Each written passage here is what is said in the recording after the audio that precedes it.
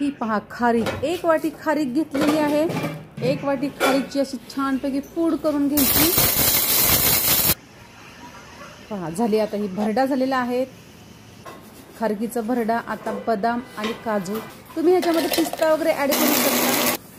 याची ही पूड करून घ्यायची आणि ही मेथी न भाजता मेथीची ही पूड घ्यायची। मेथी आपल्याला 1 वाटी केलेली आहे। अशी मेथीचा ही छान भरडा करून घ्यायचा। अशा प्रकारे मेथीचा भरडा करायचा। आणि आता ही खसखस गरम तव्यावरती मी तशी शेकून घेणार आहे थोडीशी, जास्त गरम नाही करायची तव्याला, हलकीशी शेकून घ्यायची। खसखशीची ही पूड केलेली आहे। हा हा हा, काय सुगंध दरवळतो आहे खसखशीचा। आणि आता खोबरं घ्यायचं आहे, खोबरंही आपण भाजून घ्यायचं आहे आणि खोबऱ्याची भाजून त्यालाही मिक्सरमधून काढायचं आहे।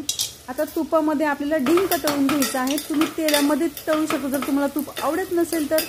पहा डिंक कसा फुलतो आहे, छान तुपामध्ये फुलतो डिंक। असं डिंक तुपामधनं तळून घ्यायचा आणि हे पहा डिंक किती मोठा फुललेला आहे।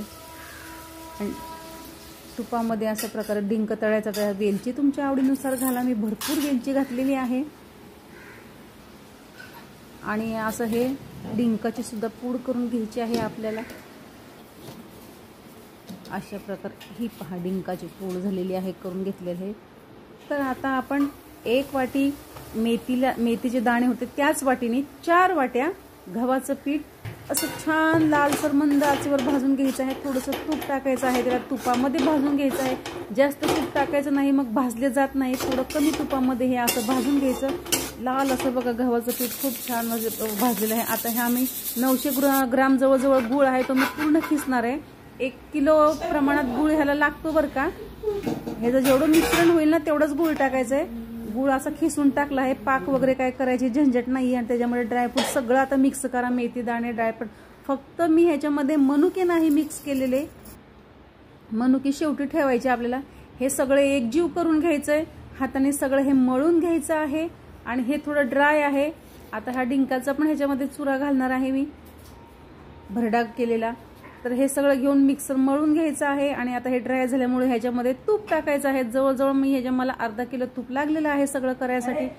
तर 1 किलो सगळ्या प्रमाणामध्ये अर्धा किलो तूप, 1 किलो गूळ हे असं पूर्ण मिक्सरमधनं काढून घ्यायचं आहे। आणि असे छोटे लाडू वळायचे। हे लाडू हिवाळ्यामध्ये मी करते।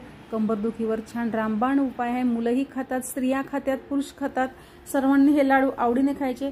आणि ह्याच्यामध्ये पाक वगैरे करायची झंझट नाहीये, काही बिघडत नाहीये। तुम्ही एकदा अशा प्रकारे लाडू करून बघा आणि खूप छान, खायलाही खूप चविष्ट लागतात लाडू।